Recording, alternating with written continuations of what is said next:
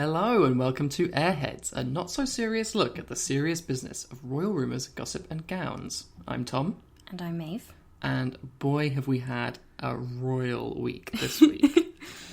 On Friday night, we went to see Claire Foy and Matt Smith acting in a play in London. Totally sold out. But while we were there, Tom bumped into another one of their co-stars from The Crown. I was standing in line for a drink and I heard this absolutely booming voice behind me and I thought I recognised it. So I looked out of the very corner of my eye and lo and behold it was Jared Harris, who played King George VI, Elizabeth's dad, in The Crown. The titles, the dukedom, they're not the job. Sir? She is the job.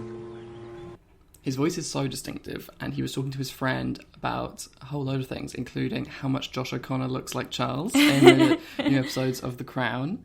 And he also dropped this amazing little bit of information that his, Jared Harris's, grandfather was actually there at the investiture of Prince Charles as Prince of Wales. Yeah, back in 1969, his granddad, who was a politician at the time, held the coronet that was put on the Prince of Wales's head in 1969.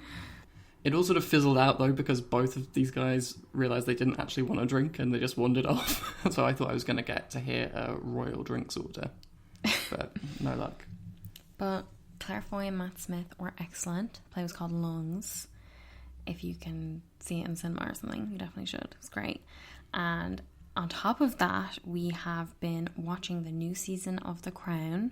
We are preparing to do some recap episodes. So next week, we will be doing 3 episodes about The Crown, splitting it up into sections and giving our views on the new season. Oh, we should also note that we're aware that some people have reported we have been having some volume issues.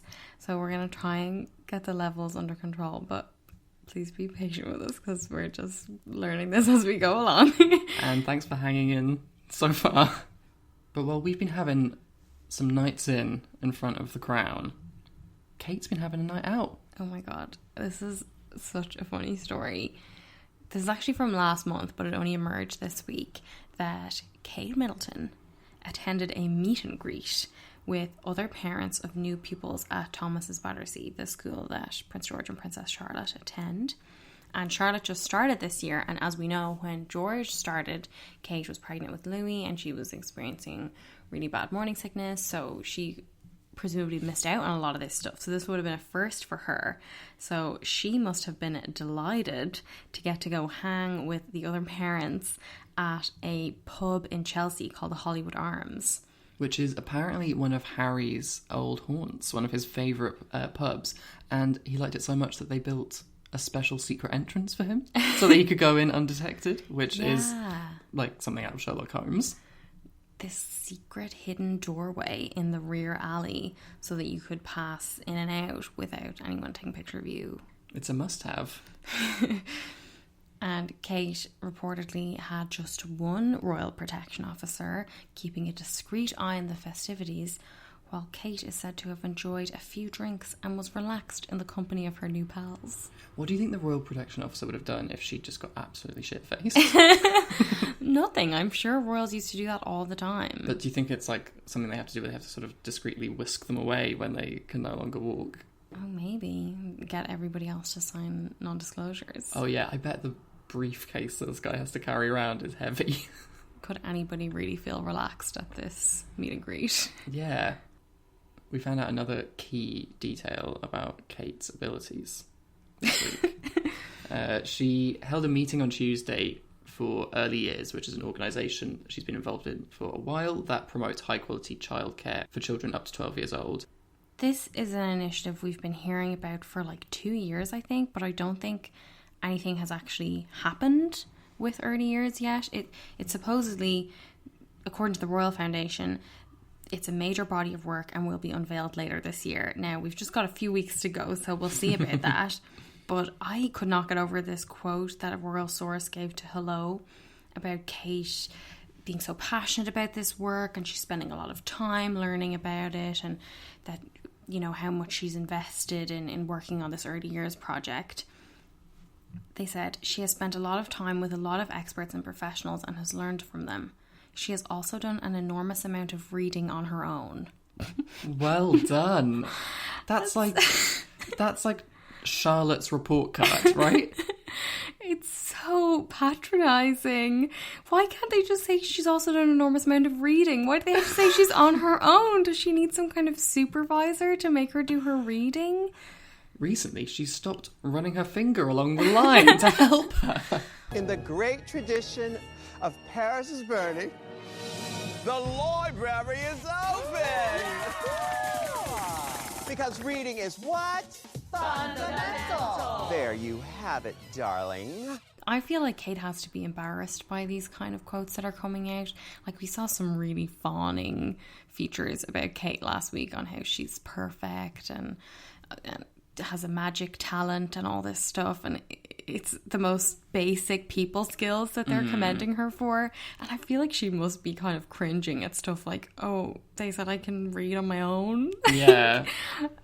Because even, I mean, she's been doing a lot more events and doing a lot more public speaking, and we get a lot of reports on how, like, oh, her confidence is so much better now than it was, and she's really coming into her own. But they all seem to kind of just remind people that, like, remember when she couldn't string two sentences together? And they do talk about her like she's this child who's kind of being dragged up, you know? We also saw her out this week. Prince William was meant to be attending an event for the launch of the National Emergencies Trust on his own on Thursday, and at the last minute, Kate was added along too. She went to meet survivors of the Grenfell fire and the Westminster Bridge terror attack, and she also met a very nice Springer Spaniel. My favourite moment. Very sweet. Very cute. She definitely looked like she was saying, "You're such a good dog," to the dog, the way she was petting the dog's head. Yeah. But why do you think Kate joined at the last minute? Is there anything unusual about this, do you think? I don't know. I think there's a few possible reasons. Like, maybe she was feeling left out. Maybe she wanted to join the solo event so that she could spend more time with Will. And it was the same day that Prince Harry and Meghan Markle were out on one of their own engagements. So I wonder if that was a factor.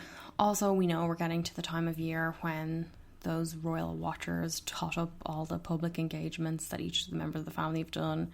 Might you be conscious of getting your own numbers up, possibly? Yeah, but somebody whose numbers we would like to see go no further up is Andrew, who keeps being wheeled out for all sorts of events, but somebody at least has had enough of it. I know. We spoke a couple of weeks ago about how people on Prince Andrew's team have been questioning the credibility of that now infamous photo of him with his arm around Virginia Roberts' waist in 2001, and also they seem to be questioning the photo of him and Jeffrey Epstein walking in Central Park, which we couldn't really wrap our heads around. But we had learned at the time that he had a new spin doctor who was said to be a master of the dark arts. Now we hear that this master of the dark arts couldn't do anything for Andrew. He has quit after less than a month, according to the Daily Mail.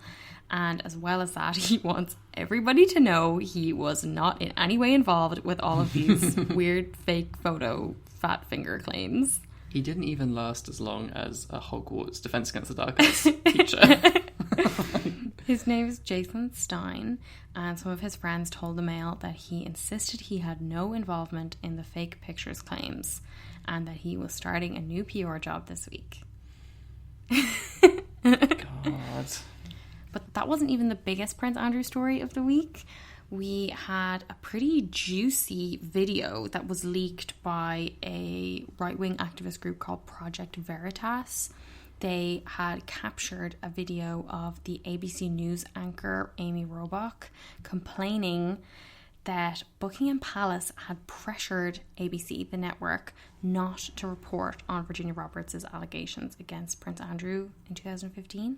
I've had the story for 3 years. I've had this interview with Virginia Roberts. We would not put it on the air.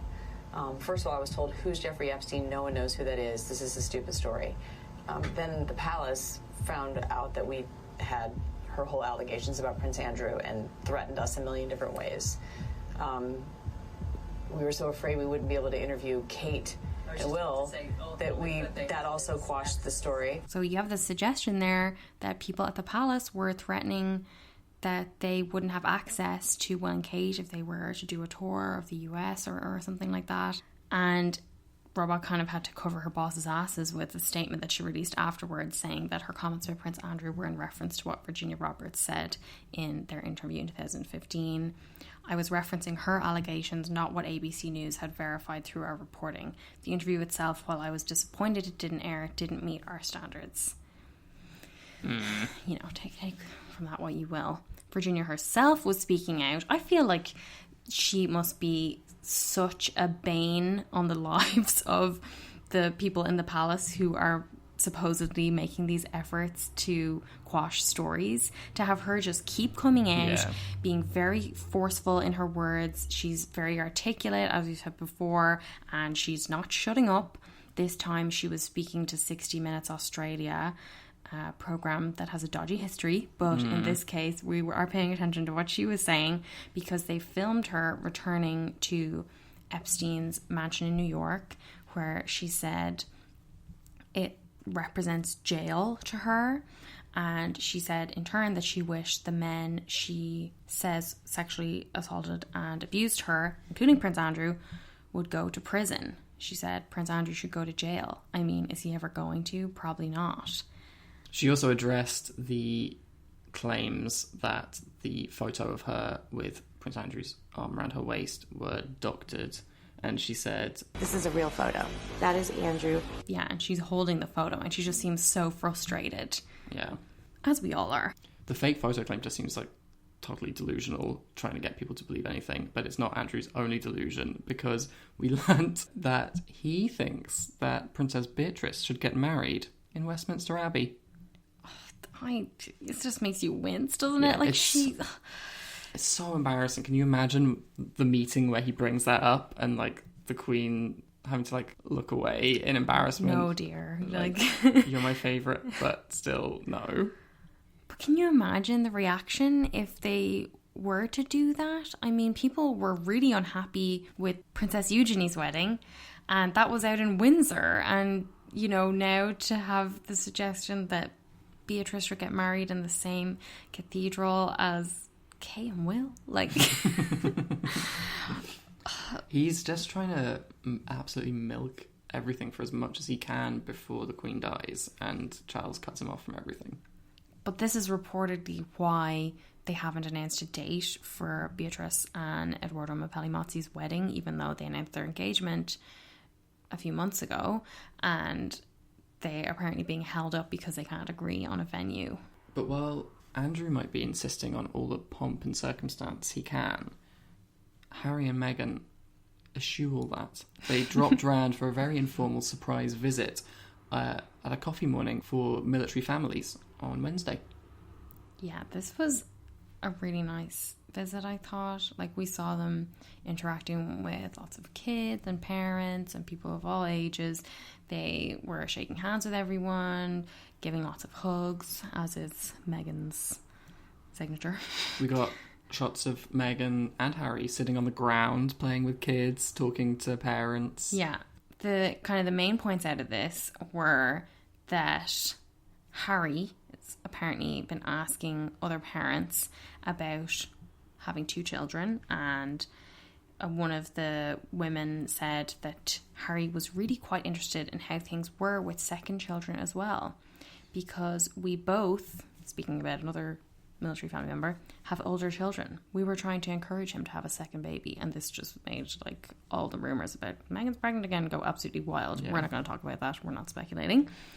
But the other big reveal that I particularly liked was from Sussex Royal, the Instagram account of Harry and Meghan. we got a little video of their morning, and right at the end, Meghan is heard telling a little girl, "Look at all your little teeth. Archie just got 2 teeth, 2 tiny ones right there." Love a dental update. Love that Archie is sprouting teeth. I just can't wait until they fall out and we can see them in the V&A when I'm 60 years old. I think you have an unhealthy obsession. Well, I just, I pay the taxes, so I'm entitled to the teeth. But I like this because there was kind of a bit of fuss between the journalists about this event because it was under embargo, and they talk about this like people outside of the industry understand any of this stuff, but basically the event was meant to be kept private, and then Harry and Meghan gave the exclusive on it to a military magazine, which I thought was a really nice touch. Like, magazine Army and You, I've never heard of that before. I never would hear of that otherwise. Yeah. However, they did release the video on their Instagram account, which I think is another example of Meghan being very savvy. Like, we know there's been so much criticism of them for not giving us enough about Archie and being too secretive and keeping everything private with Archie, but Meghan knows that if they say something to any of these people, whether it's Archie loves crawling around, or Archie's got red hair, or Archie's got 2 teeth, whatever it is, it's going to get out there anyway. So, they may not hand us the teeth when they fall out of Archie's little head, but we know that they're there. I think, Tom, you were particularly disappointed, though, about one of Harry and Meghan's other engagements this week, which was meant to feature another player from the royal family. I know, I'm just about over it now, but at the time I was devastated. So Harry and Meghan visited the Field of Remembrance at Westminster Abbey this week on Thursday, and Camilla was meant to go with them, but she had to cancel because she reportedly had a chest infection. She's been out and about this weekend, but apparently she's still not 100%. But we were thrilled to see her back out. We did see her earlier in the week at a really good event. Camilla and Prince Charles went to a Swiss cottage farmers market to celebrate 20 years of London farmers markets, and there was a great report in the Evening Standard in which we learned that Camilla spoke knowledgeably about the benefits of CBD oil.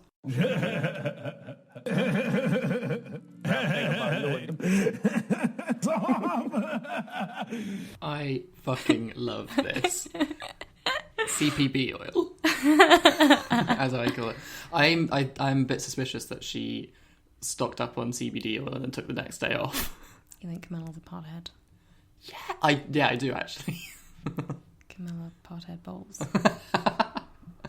They've got so many good quotes from her on the topic of CBD oil. This oil is so fantastic, and she also said, "How do you make it?" Which I love. A new crafting project. This is like Breaking Bad, but starring Camilla.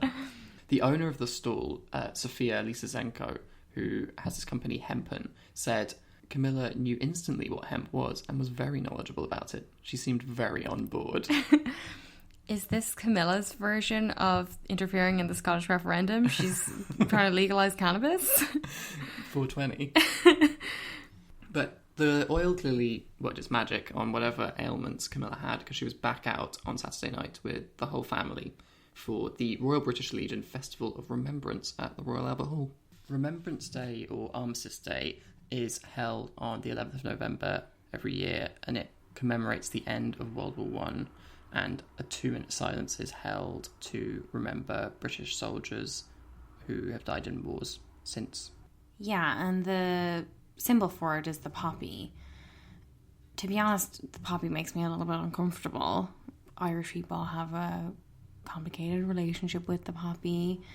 It's, it doesn't just commemorate the soldiers who died in World Wars I and II. It also honours those who killed the leaders of the Rising in 1916. It also honours the Black and Tans. It also honours those who are responsible for Bloody Sunday. So it's not that simple, and for a lot of Irish peoples, that's impossible to ignore, and the poppy has many layers of meaning. But anyway, Camilla was there, which was great. We got the full family out, and Who do we have to thank for that? The Queen. According to the Mail on Sunday, the Queen brought her fractured family together last night as peace broke out on the eve of Remembrance Sunday. The show of unity was forged by the Queen, who has been mediating to bring her grandsons and their wives together.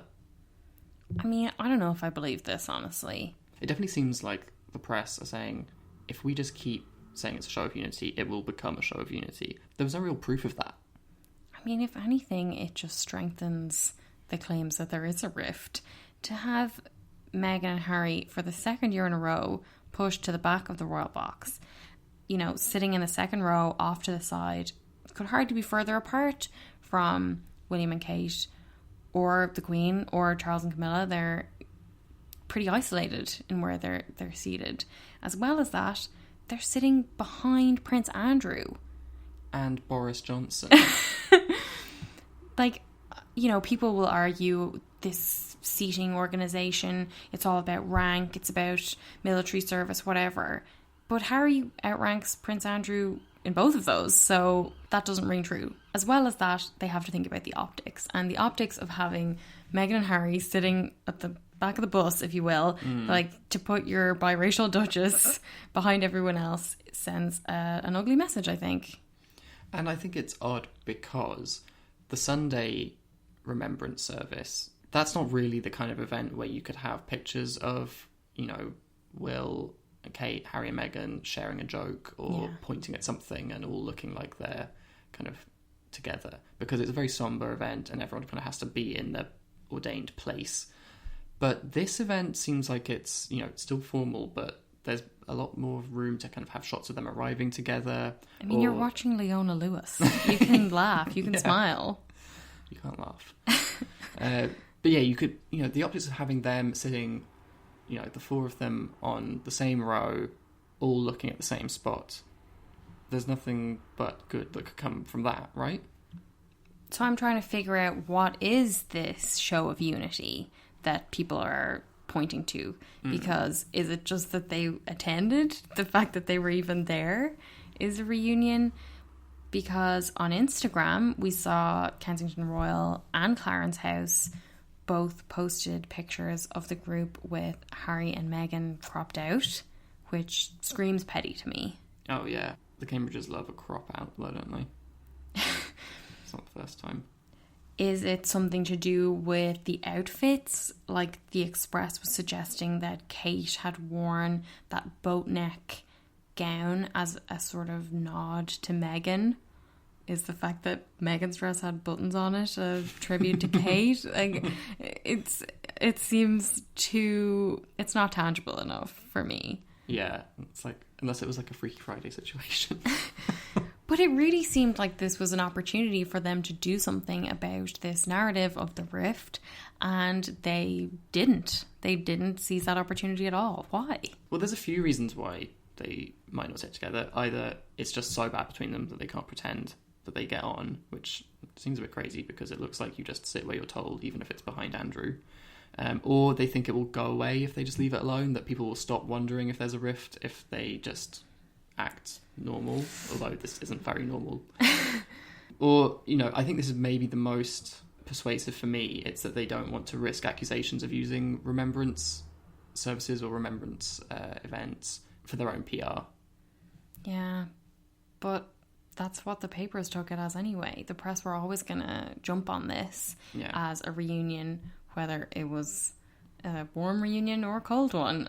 I did really like that Meghan wore her hair back. You know, we were talking a few weeks ago about how people thought the way she had her hair down looked like she was hiding behind it. But with this look, she had the hair scraped back, she had that open neck dress. There was nothing to hide behind there. It was very much almost a challenge to people to look me in the eye, you know? And I also thought that the outfit was further evidence that she is leading into that glam. You know how we talked about the style bloggers, Tom and Lorenzo suggested she might be taking a leaf from Diana's book and understanding that there is a certain amount of glamour that people expect and want from their royals, and that Meghan is now embracing that a bit more. She certainly looked absolutely beautiful. Oh yeah, stunning. Although I did feel like in the photos I saw, both with Kate and Meghan, there was a lot of like, is it black, is it navy? That's just that lighting in the Royal Albert Hall. I must say though, after all those weeks of people saying she looks cheap and she's being disrespectful by re-wearing clothes and wearing high street clothes, when she does wear something that is bespoke, like this was a custom Erdem dress, or she also wore a new pair of leather boots this week, people were criticising her for spending her money on clothes rather than donating it to the veterans. Oh, wow. So, as we say time and time again, she can never win. No. We did see an interesting question posed by Richard Palmer, who's the royal reporter for the Express newspaper, and he was asking whether it is right or appropriate for Prince Andrew to receive a salute from veterans in light of Virginia Roberts' allegations against him.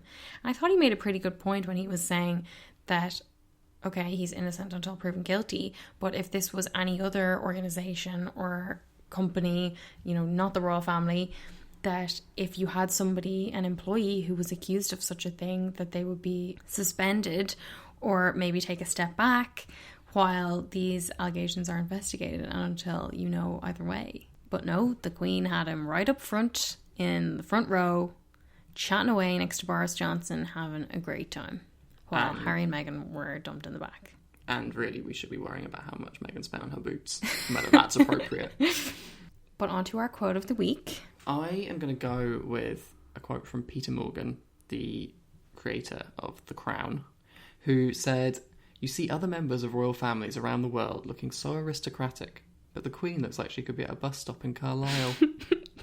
I feel like this is the kind of comment that so many people in Britain are going to be like, "And that's why we love her." Well, it was everywhere. People loved this quote. I think they were pretending to be outraged by it, but really he hit the nail on the head. And it's even more evident when you watch season 3 of The Crown that this is how he feels. Mine has to come from Virginia Roberts on 60 Minutes Australia when she was being asked about Andrew's claims, or rather Andrew's team's claims, that the photo is fake, and in particular that it's not his arm and it's not his fingers around her midriff. She says, with this most perfect mix of sort of amusement and frustration, because she knows how ridiculous it is. Oh, the chubby fingers. I know. Oh, the chubby fingers? I know. Yeah, we all know. We all know. And fit for a queen, Maeve. I was totally blown away by Meghan at the Field of Remembrance this week. She looked stunning, and I thought she nailed it because she wore this beautiful navy coat, so it was a little bit softer than black, and obviously it was a somber occasion, you had to wear a dark colour, but this was a coat that was new to us because we've never seen it before, but it was actually a coat from her Suits days. Oh, wow. It was by the brand Centelor. It was from their 2015 collection. Now it's going to be reissued, obviously, because they're smart. But this was a coat she's had for a long time. It looked absolutely perfect. So are you saying that her remembrance was maybe for something else? And with it, she wore a perfectly matched pair of navy leather gloves. And then she had these now controversial, so stupid, slouch boots by Tamara Mellon, who was one of the co-founders of Jimmy Choo.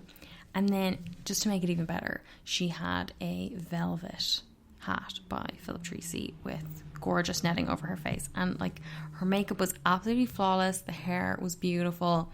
She just looked so good. And, again, glamorous. Yeah. I mean, she was able to pull off quite a few things here, like leather and velvet in the same outfit, and also having navy and black together, which so often can seem like, oh, you tried to match but forgot. But the whole outfit came together really well. It totally struck that balance of being respectful and being glam, I thought. And in terms of being respectful, we do have a couple of honourable mentions in Fit for a Queen. One would be Meghan's formation hat that she wore on Remembrance Sunday. Oh my god, I was just dying for her to start doing the choreo and nodding her head up and down with the brim of the hat. Okay, veterans, now let's get information. This beautiful Stephen Jones hat. It was really good. But I would have to say that for me, the winner of the day was Kate Middleton in her military style coat with nipple tassels. Covered in them. Nipple tassels, but make it military. Yeah, that was really good. I do think Kate often looks her best on these remembrance services because she can really pull off those quite severe black outfits. Yeah. And she had quite an intricate hairstyle and a lovely hat on her, and you know, she looked great, but really couldn't take our eyes off those nipple tassels. And who is going to be our first in line this week? For me, it's Prince Harry, because he had one engagement this week that was just so heartwarming to see. And it, again, you know, as we say about them all the time, it really recalled his mother, Princess Diana. Yeah, no, I totally agree. You might remember Gareth Thomas. He's a rugby player, former rugby player, rugby legend even. He is HIV positive, something that he revealed back in September. He had to reveal it, he said, because a tabloid journalist had doorstepped his parents and told them about his HIV status, something that he hadn't shared with them yet, and denied him the opportunity to tell them himself. At the time, we saw Prince William and Prince Harry sharing messages of support on social media. I thought Harry's was particularly strong, especially now that we know about his lawsuits. He said, "We should all be appalled by the way you were forced to speak your truth. It is yours and yours alone to share on your terms, and I and millions stand with you." Yeah, this issue is like right in the Venn diagram of Harry's most important causes. So it makes sense that he would go to this event this week, which was all about highlighting the need for more understanding about HIV and reducing the stigma around testing, something that Harry has been very active about. Like, he famously did that live HIV test with Rihanna in 2016. Personal highlight for me, two of my faves. But on Friday, he was meeting with rugby teams, including the King's Cross Steelers, who are said to be the world's first gay rugby club, and spoke to them about the importance of HIV testing. He also was gifted a tiny little Harlequins rugby jersey for Archie with his name emblazoned on the back. Very sweet. So cute. There's a great picture of Gareth holding up the shorts. I love it. But yeah, that's the most important point, is how he greeted Gareth when he arrived at the event, with a huge hug. Recalling Diana's handshake with an AIDS patient in 1987. Gareth has now been named a member of the HIV Commission, which was created by the National AIDS Trust and the Terence Higgins Trust, and Harry made a little joke about it. He was saying that the issue of HIV and testing needed a figurehead. We've been looking for somebody like this, arguably somebody better looking. This whole conversation, this topic has needed somebody like him for many, many years. Which is a lovely thing to say. Yeah. And Gareth then also spoke about Harry, and he said that he knows the stigma that's out there. He knows the fear of people not wanting to be tested because they're so afraid of what they don't know, and he understands the lack of education out there. So to stand up and actually take a test himself is a real sign of bravery, and a real sign of somebody who doesn't want to just communicate to certain people. He wants to communicate to everybody. It's a real ringing endorsement. Yeah. Kind of all round, everyone comes out of it looking great. Next week, we will be back with not one, but 3 episodes. We're going to be releasing these on Sunday, a day early, in case any of you are binging The Crown and just dying for a companion podcast to listen along with. Yes, so we hope you'll tune in and listen to all of our thoughts on this very juicy season. In the meantime, if you like the episode, rate and review us wherever you find your podcasts, or even better, tell your friends. And you can find us on Instagram and Twitter at AirheadsPod, and on Facebook at Airheads. So thanks so much for listening. Have a great week. Bye. Bye.